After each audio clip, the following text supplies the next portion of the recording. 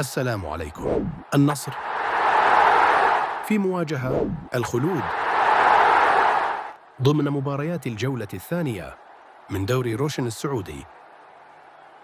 ستقام المباراة يوم الأحد بتاريخ 14/9 عام 2025 ميلادي. ستنطلق صافرة حكم المباراة الساعة 6 مساء بتوقيت المغرب وموريتانيا، الساعة 7 مساء بتوقيت الجزائر وتونس، الساعة 8 مساء بتوقيت مصر ليبيا والسودان، الساعة 9 مساء بتوقيت السعودية اليمن العراق سوريا فلسطين لبنان الأردن الكويت قطر والبحرين، الساعة 10 مساء بتوقيت عمان والإمارات. ستقام المباراة على ملعب الأول بارك. ستعرض المباراة على قناة 8 بتعليق.